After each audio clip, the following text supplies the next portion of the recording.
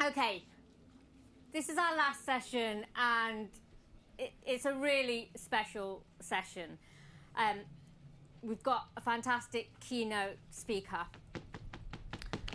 She doesn't really need any introduction, but we are going to introduce her. So, when our children and grandchildren ask us, what did you do to stop this? You'll all have an answer.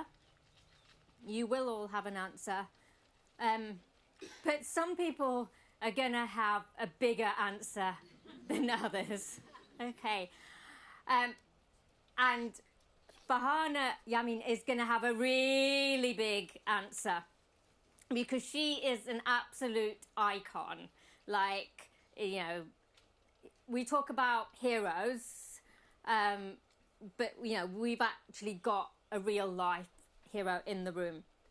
In case you need reminding, Farhana went from an inner London state school to study PP at Oxford in the 80s. She then became an environmental lawyer, qualifying as a solicitor.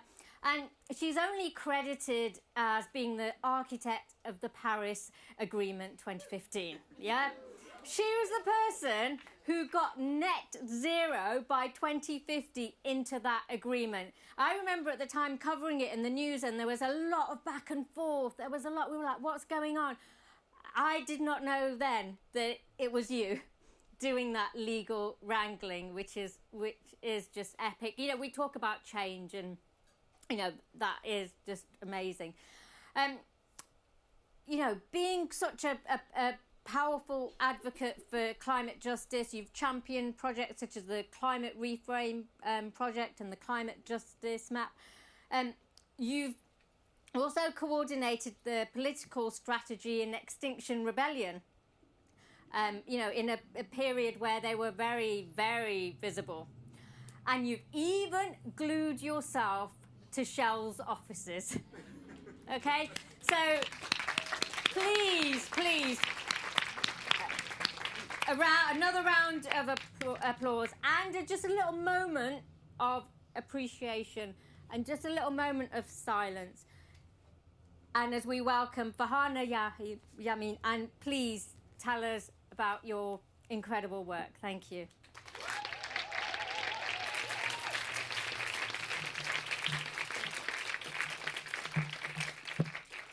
Well, that's such a generous and kind introduction. Thank you so much, Pamela. I think we maybe get runners-up prizes for our outfits. You know, we've tried.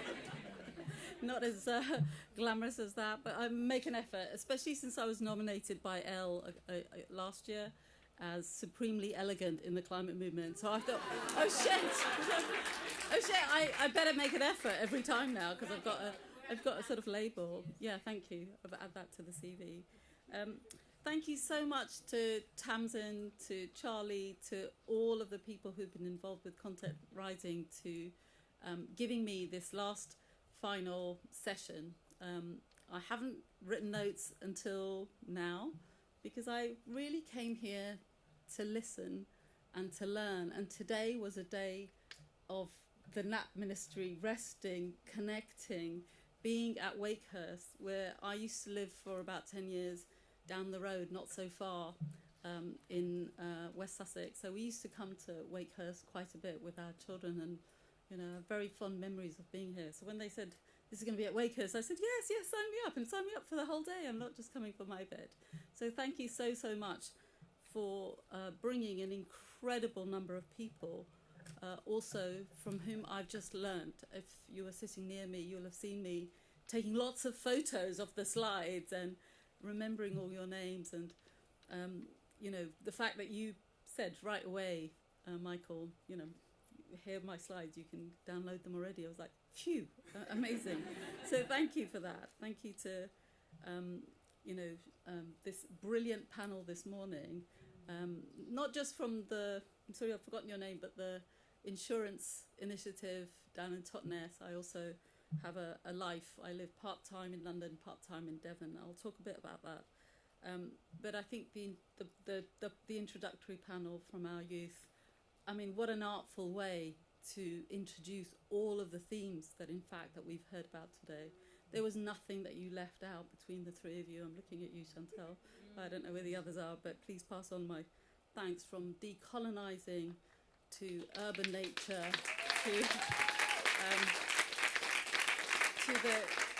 to the need for care, for connection, to starting local, to being such powerful, amazing activators in your community. I think this is the sort of thing we're here to learn from and to take joy in and respect and support and uplift, and I hope that we will do that. Likewise, John and Matt, you know, wherever you're all sitting, you're all at a different place, so thank you very much for that.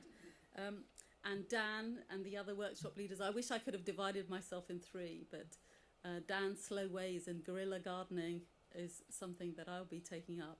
And I think your suggestion that it starts with land, you know, we came from the sea actually, but you know, we are land-based creatures, and I think for us to take back the land and have a healthier relationship with it, wherever we now find ourselves, I came to this country in 1973, aged 8, so 8 and a half.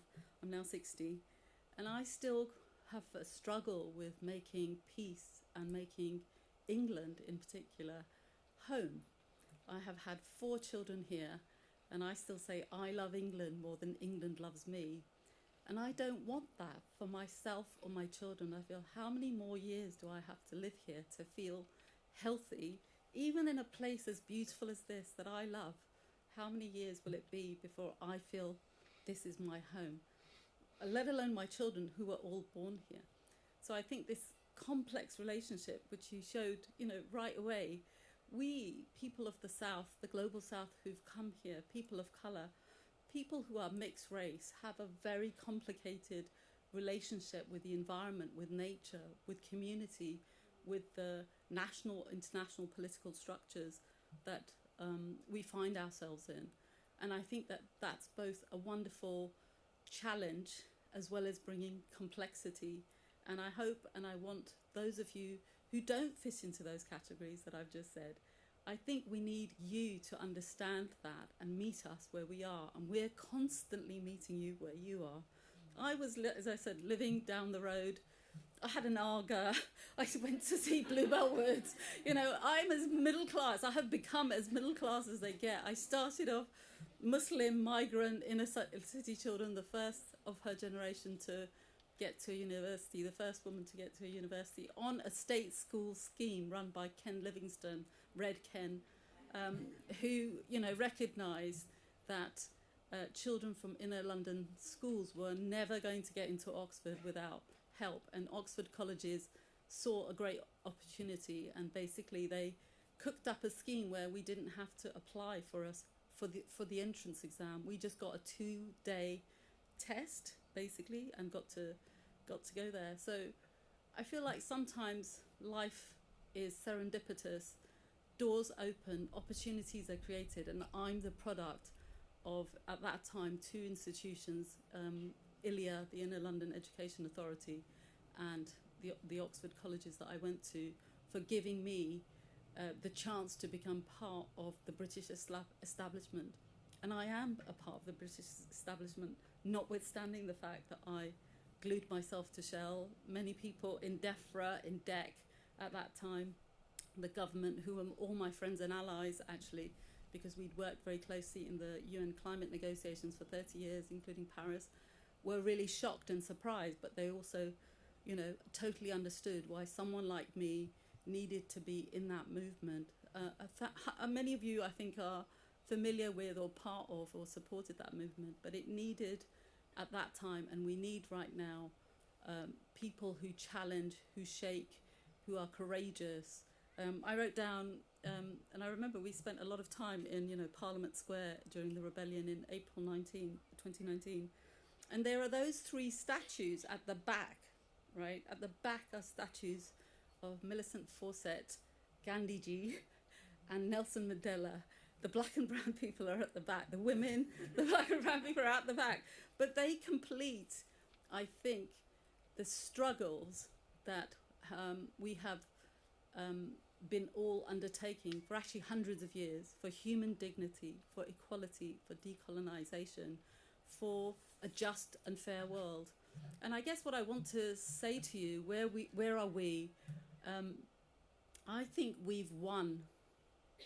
And it may sound a bold claim, you know, in this moment of darkness where you see the full force of imperialism, of the far right, of hatred, of attacks on diversity, of women, on race, on culture, against Muslims, against migrants, against trans peoples. You're seeing all of that, but it's because we've won.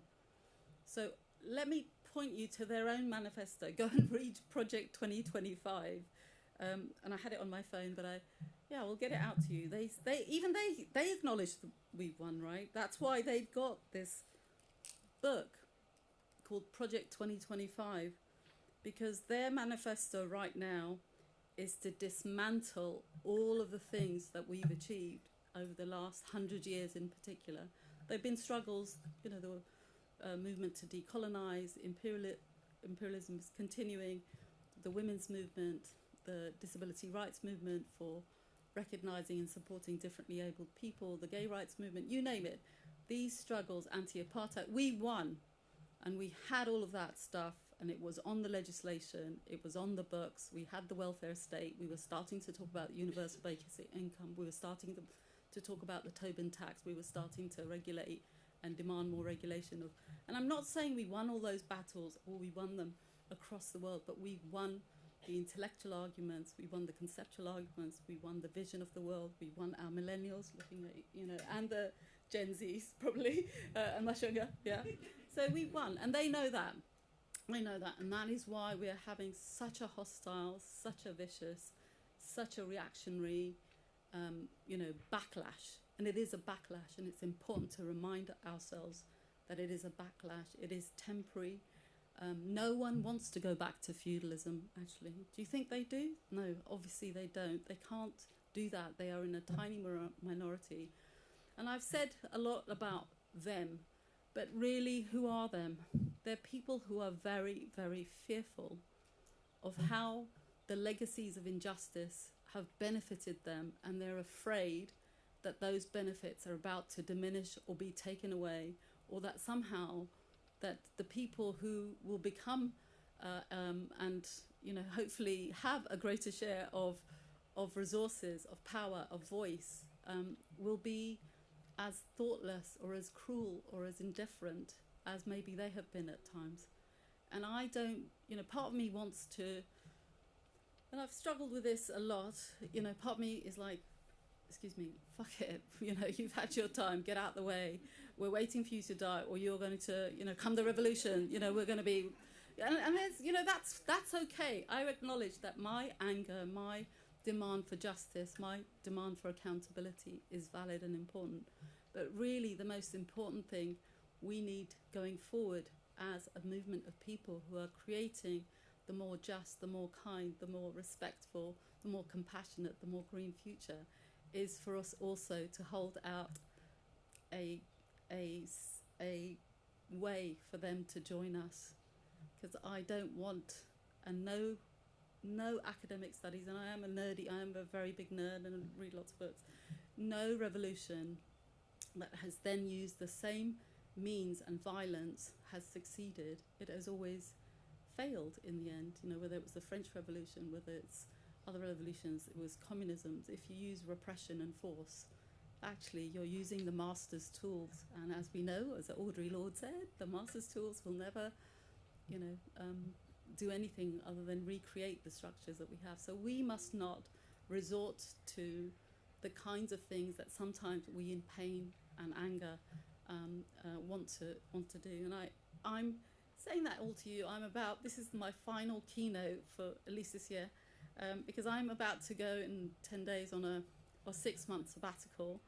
And everyone's saying, oh, are you going to write a book? Are you going to write everything down? And I said, not really, because actually one of the things we've got to do is learn how to not center writing, literature, reason, written words, which again, I'm looking at Michael, I think you showed beautifully, actually we need to remember we're embodied beings, and that for the vast majority of human history, we did not rely on reason and sight as our in such a big way.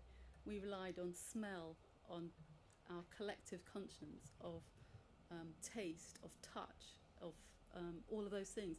And so actually the dominance of reason, of the very things that I'm educated and get a lot of privilege from, I have to unlearn them. I think we have to unlearn them.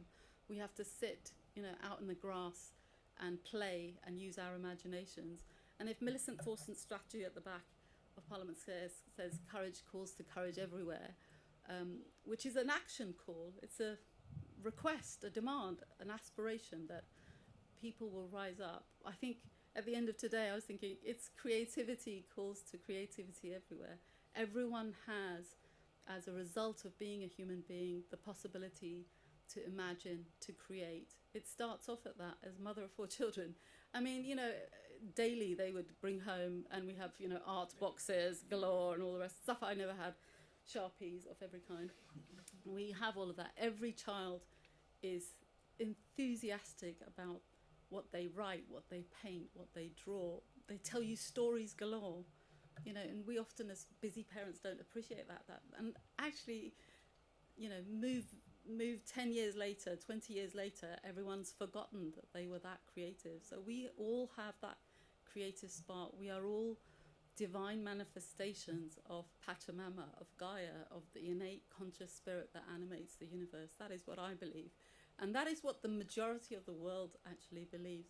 The majority of the world is not believing in this very, I think, poor version of Christianity, but in a version of faith and belief. 80% of the world believes in some faith-based systems, and most of those faith-based systems, most of those systems incorporate indigenous and pagan and many, many other views actually that connect us, that unite us amongst themselves. So I think we've won, and that recognition, that thickening of connectivity, when I go to those international conferences, they're less and less focused, my time especially is less and less focused on the legal negotiations, although that, I can easily get stuck into that, but actually on what is happening there at these massive conferences. What is happening there is that's our global village there. People are voting with their feet to come to those UN meetings from the most remote parts of the jungles in Brazil or Peru or Ecuador or Indonesia, because they have an opportunity to speak and to connect. And sometimes they will never see their own government minister except when they go to a COP. Can you imagine that? So we are creating a different fabric. I think some of the other tools that are being created, so many of you have spoken about or taken part in and know about. So I'm a passionate advocate for, and one of the reasons I joined XR actually initially when they came out in 2018 was actually their third demand was to have a citizens' assemblies. They were really big believers in alternative ways of governance, of allowing people to deliberate, to decide. So citizens' assemblies, which are more formal bodies, chosen on the basis of sortition, usually to represent a community on some issue. People's assemblies, which could be, composed anywhere. I think they should be supplemented, by the way. So I'll be developing some of these in a book at some later point, or just in an article actually, because that's much easier, or maybe even a tweet on X, because that's even quicker.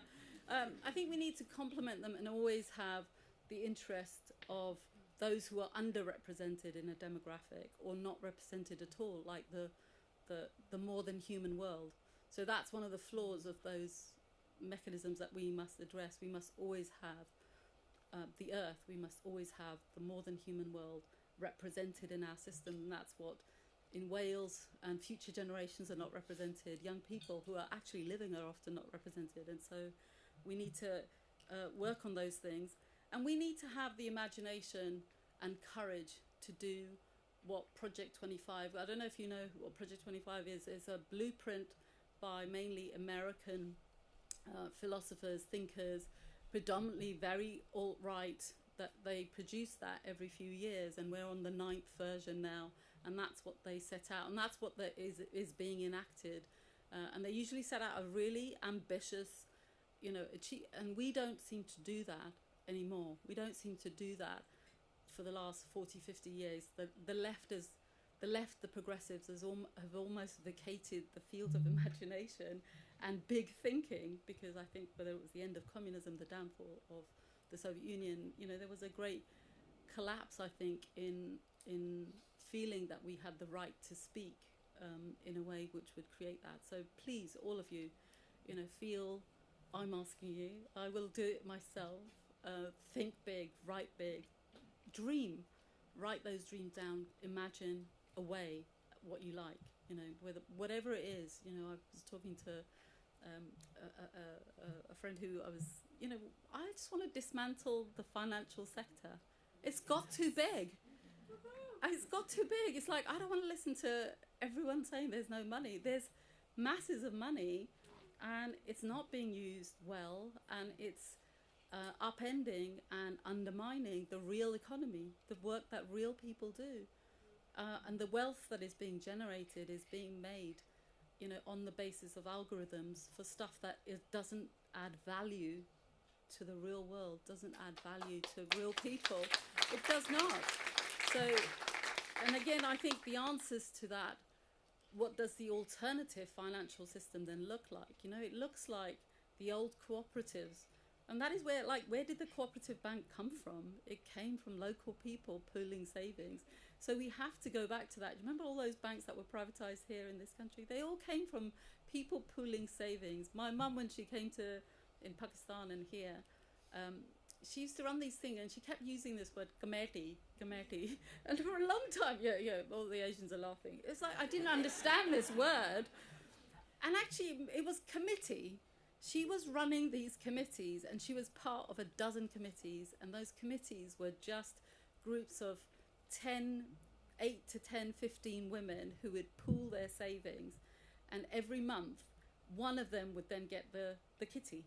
It was agreed who would get it in which order, and if someone needed it for an emergency, they would change it. It was a form of micro-banking and microfinance and micro-insurance, call it what you like. We need to reinvent what communities feel they can do. We can, there's a great film, The Bank of Dave.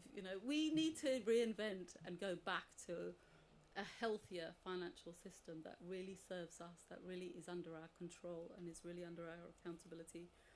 I think I could go on and on about all of those things, but I wanted to touch on several themes that have also been mentioned today. You're not holding the 1 minute sign, are you? No. Okay. Yeah, that's good. I thought, oh no, I've only got halfway through here. So I think what we need to speak to, and I'm looking at Matt and all the other brilliant communicators who came here, is we have to unlearn a lot of stuff, especially about climate change. The title of my talk was Reframing the Challenges and the Opportunities. When climate change was recognised by the UN as a problem, which is basically in 1989 as a result of initiatives put forward by some small islands, at that time Malta and other countries that I've then since acted for. So these small islands are countries that are they call themselves big ocean states. So I represented a country called the Marshall Islands, and you probably would be hard pressed to find it, but it literally is in the middle of the Pacific, in that vast ocean that's blue.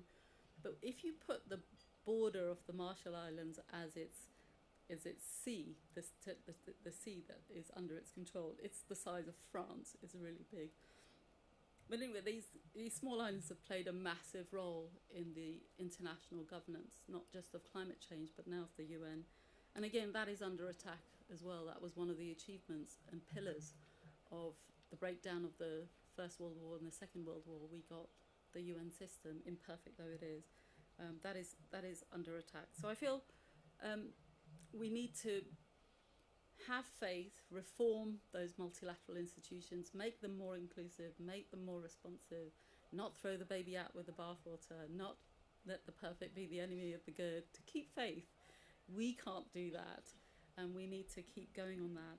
But I feel like one of the things that we need to do for system change, and I'm looking forward to downloading the guide that Vanessa said, actually I already downloaded it, I'll read it on the way back, is we need to operate at the the basis of values. You know, we on the left, the progressive sides, those who want change, we're really good at arguing with each other about who's got a better policy or a better version of the policy, or what's the best tactical way to introduce it. Actually, we forget that the really most important things are values, which are really at the level of emotional connection, is where people speak. And again, those who don't want change are often very good at that. They're really good at using the language of freedom. They're very good at using fear, anxiety, all of those emotions. So I want us to focus really on what the last panel was also touching on and talking about. I think the earth is abundant.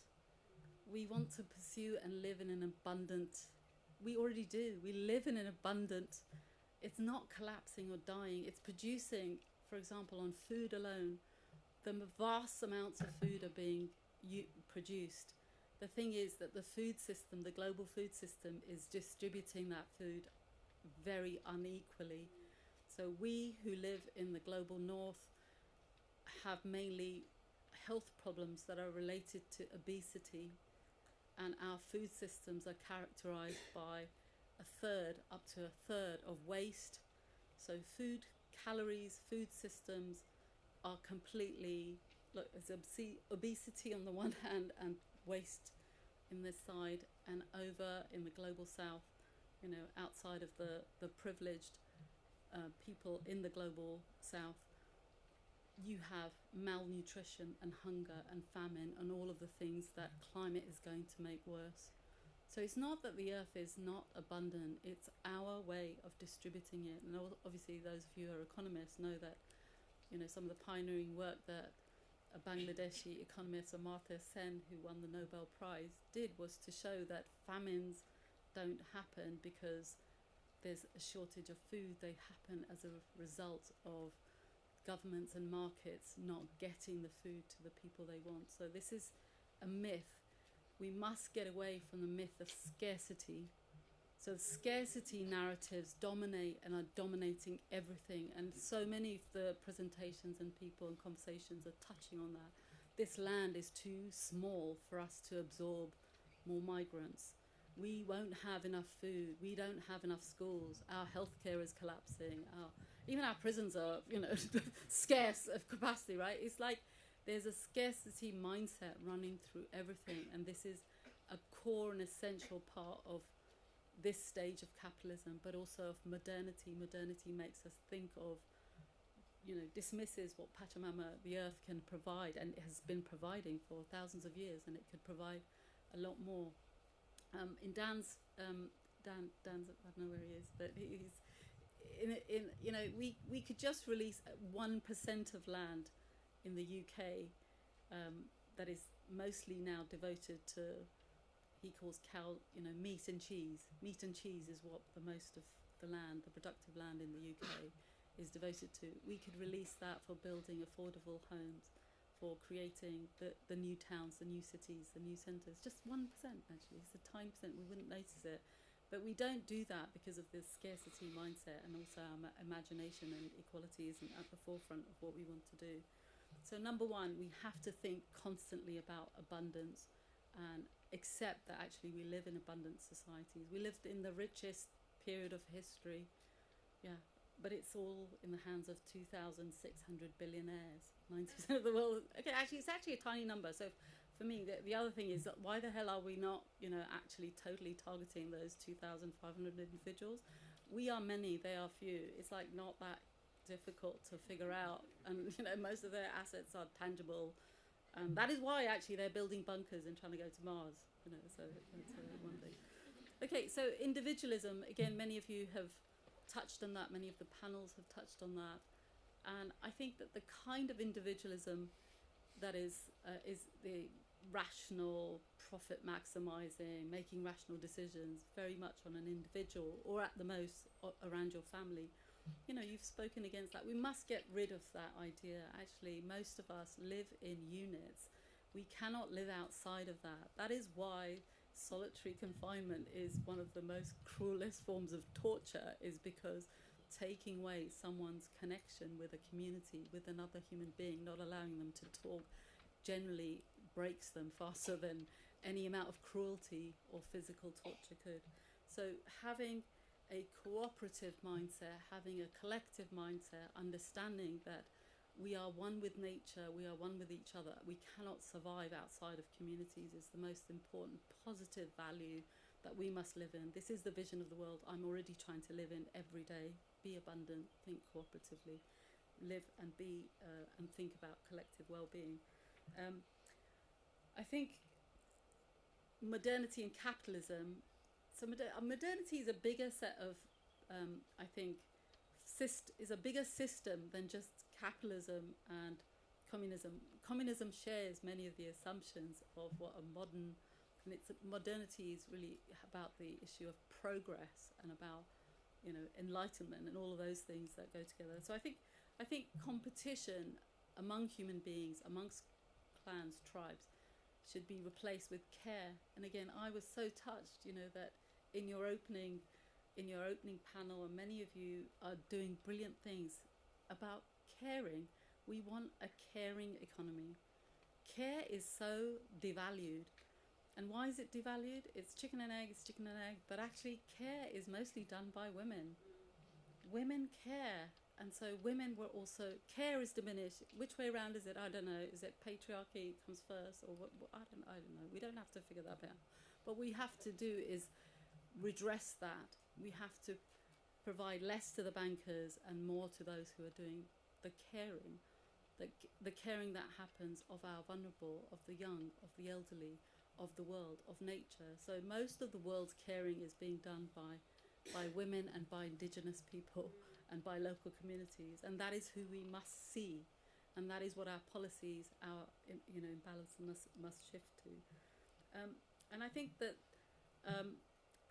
we must shift also, and I'm trying to do that. I've been very fortunate in the last few years in being given the opportunity to explore different facets of spirituality. I've gone to Plum Village, which is this Buddhist monastery in France. And I think what we really need to do is a lot more inner work. And again, Gen Z are like so cool. As I said, I've got 4 children going from 30 to 17. And the younger 2 are like, I mean, they already know about, I didn't know there were things called boundaries and that we had to establish them, had to respect their boundaries. What the hell? I'm like mum, right? So they are so eloquent and understanding and tolerant and insightful, and they're psychologically able to navigate. Is it Lyra wasn't here? Yeah, it's great that they've been able to, she said, I grew up with this, and it's great. But actually, I feel my younger kids especially, all of them, I know this is being recorded, they seem to have psychological understanding that I needed a decade of therapy to develop, right? So that is a real positive asset. And when I say we've won, it's because I see that generation. And I know that I'm not speaking, and I can't generalize just for me, but I feel actually there's a real shift in that generation. And they're making huge demands of the world through actually their being so familiar and so able to navigate each other's boundaries, whether it's through demanding non-binary toilets, which is what a great example. Like, if we can't provide safe places where you pee, the most fundamental basic biological functions that most of us need to do several times a day, what kind of society are we? Who are we that we can't even meet this very basic need to do our ablutions in a place where we feel safe? And that is why the right are attacking that. And we have to understand what is their logic for doing that? Because these things don't cost that much money. They cost a label. It's a mentality. So you asked me, as I said, this was about reframing. It's about understanding why there are attacks and why they're being framed in the way that they are, and why we must resist and speak up for tolerance, inclusion, diversity of all kinds. And I guess my understanding, again, coming from that younger generation, and as I said, I've just turned 60, so I feel like yeah, I've got a lot of learning. And it was like, yeah, I'm going to impart all this learning and write a book and all that. But actually, I feel this is the time where I'm learning so much from what others are doing around the world. And I think a non-binary world and non-binary thinking in everything is the way to go. Everything. That is the way to go. And we don't need a world that is got, I'm going to be, again, a bit controversial. I don't believe in female equality anymore. I just want a non-binary world. I want everyone who, I don't want them to be boxed into a label. You know, before they're even born, you know, they have these gender reveal parties, and it's like, what is that? You know, why, you know, pronounce that someone's life is set in stone the minute they're born because of what seems visible in a certain part of their anatomy?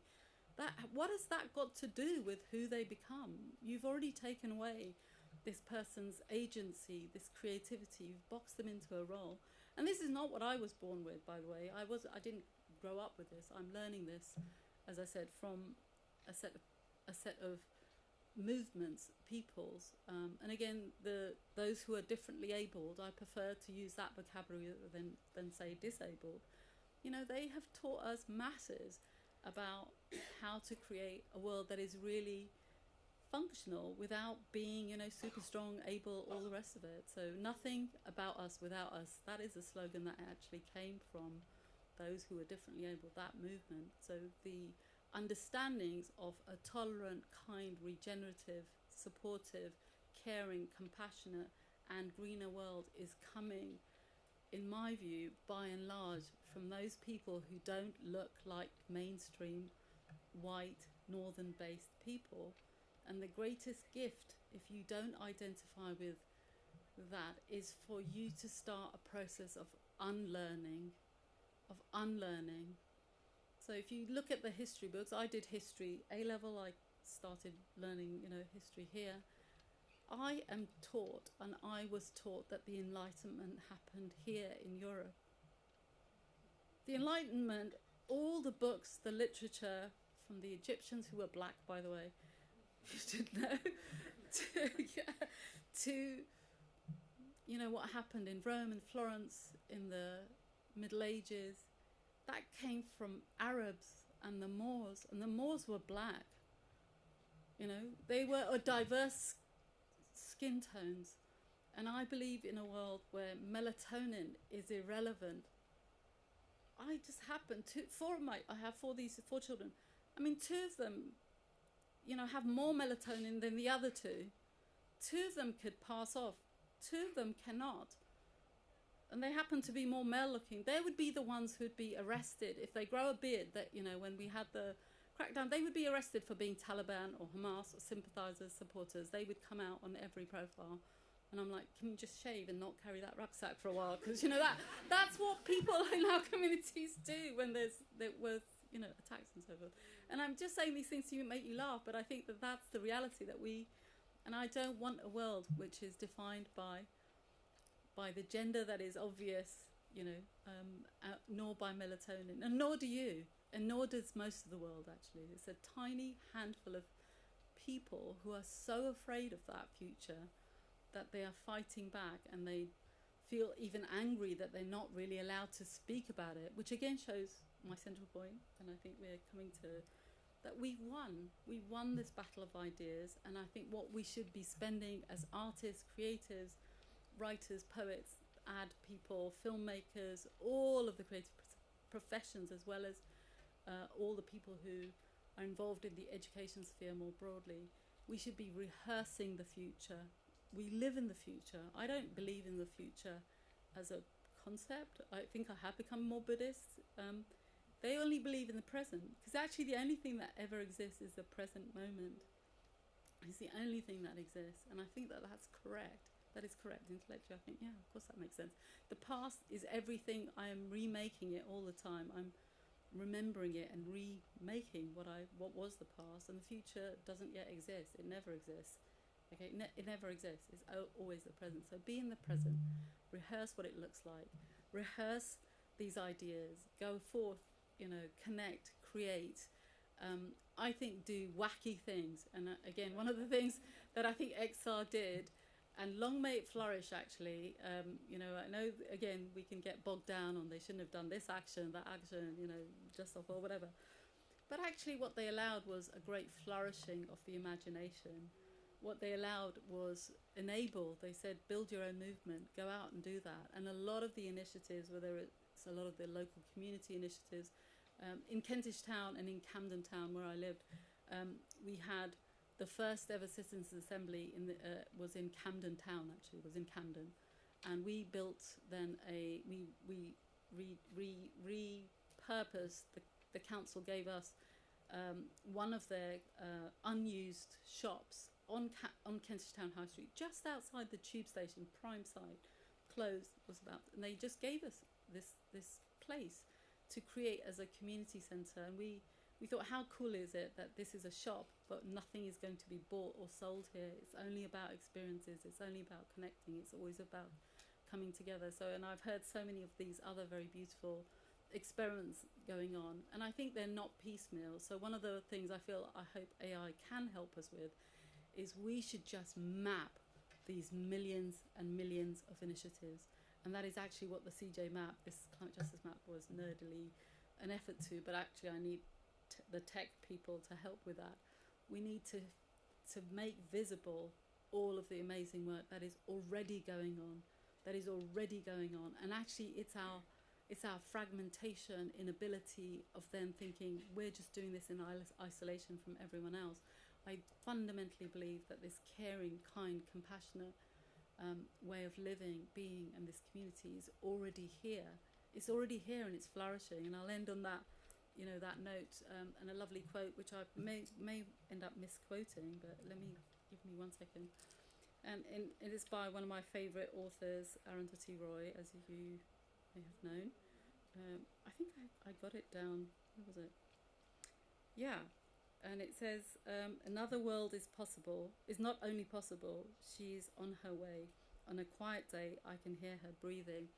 So she said that, but she said that maybe in 2003, right? And I think it's here already.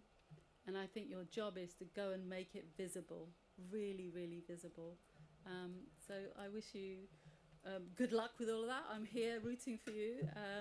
And I want to again thank everyone, and I hope I've stuck to time. And we will have questions. I don't know if we've got time for questions, comments, to do that. Because what I was thinking is at the end of the day, I don't know how long we've got. I'm looking at you. 10 minutes. Okay, great. Yeah, that's exactly. So I've ended there, and you've had a fantastic long day. So I would love you, just look at your own row. So whether you're sitting in 2s or 3s, to just turn and chat in your 2s or 3s, whether it's 2s or 3s or 4s, you decide, because you know there are lots of pockets there, and just reflect for say 4 minutes, 5 minutes, and at the end of that, please come back and be prepared to share a comment or a reflection. That's how we will do we won't have a Q&A at the end, because then it's like yet more questions. I'm going to be around, but I would love to do that. So I invite you all to do that. So it's 17:04 right now. So maybe for 4 minutes, just have a chance to chat with your neighbour.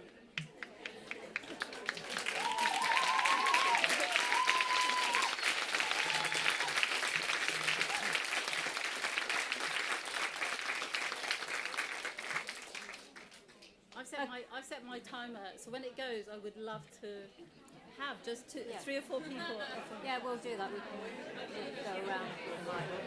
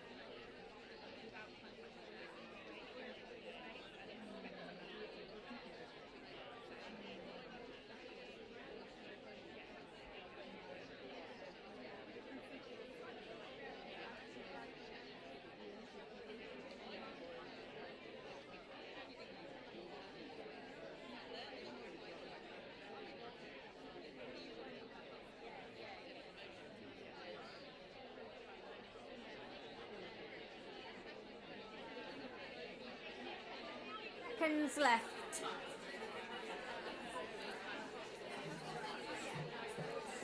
So you've got 10 seconds left, and then if you want to put your hand up if you can, and then we'll come to you. Okay, so we've got 10, 9, 8, 7, 6, 5, 4, 3, 2, 1.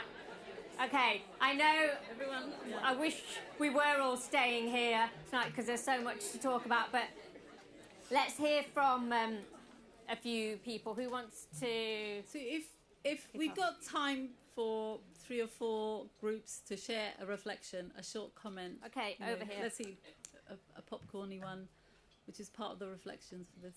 Hi, unanimous here. You know, the future doesn't happen. The present is here today. We totally agree with that. And there's no need to plan because there's so many opportunities if you let the future emerge. I mean, what's happening today is there's so much serendipity. If you come with a plan, you tend to exclude all those things. So we're all unanimous, yeah. Let the future come. Be ready for it, be open for it, and take the opportunities that arise from the serendipity and the non-control we have over it. Love that, the serendipity, and like, who knows what might happen meeting people here today. Who else wants to go? Okay. So we spoke very much about serendipity here as well, but we also talked about authenticity. And I don't mean to embarrass you, Farhana, but the first 20 minutes of your talk, you picked up on threads of everything that you'd heard today. So you'd been present, you'd completely engaged, and you weaved us this beautiful tapestry that was the sum total of the key experiences that we should walk away from. And then you took us on a journey from there. You used that as a launch pad. And what you spoke with was pure humility because you'd been immersed just as we had. And so we connected with that. And I took notes throughout every other session, but I barely wrote a word for yours because I couldn't take my eyes off of you. I was so mesmerised by this journey you were taking us through. And so when it comes to learning and leading by example, I've left here, or I will be leaving here, recognising that humility and purity of intent when you're engaging with people creates that authenticity, creates that moment where you can connect, where connection is possible. And I thank you for that. Thanks so much. Who else? Who else? Any more? Okay. Thank you. Yeah, we were talking about what's kind of the one thing that we'd take away, and it was actually Lyra in the first Lyra. Her comment that she only takes action from hope. So it's hope that inspires you to take action, and it just really struck me that yeah, I'm the same in many ways, not just climate change, in personal change and all the rest of it, and just how important hope is. And I've actually left today feeling really hopeful, which is not how I expected anything to leave a conference about climate change. So that the importance of hope, yeah. Lovely, thank you. We've heard that before, haven't we? The hope, not fear, which is really powerful. Last one. We've got one more. Okay. Okay, we'll go here. Thank you.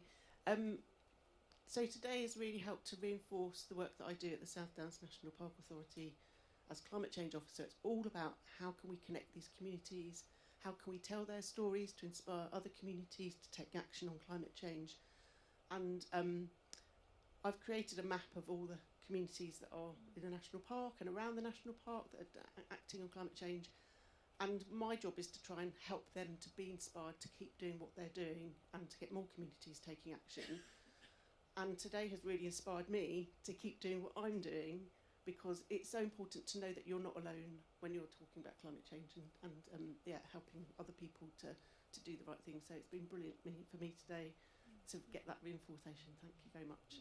Yeah, I've got loads of ideas. I'm not from the communications field, so it's really helped me to see how do I tell those stories, help people tell their stories about what they're doing. So thank you. And we're all communicators, aren't we? We don't have to work in that field. That we've heard today a lot about that intersectionality, which, you know, is across whether it's race, gender, ability, but it also against, you know, the sectors in which you work. But thank you for sharing, and thank you for asking us to share, Farhana, because that's really special. And thank you so much. It was so inspiring, and you know, you're supremely talented, Thank you. supremely smart and inspiring, and it's very stylish as well. So thank you so much today. Thank you. We salute you. We do salute you.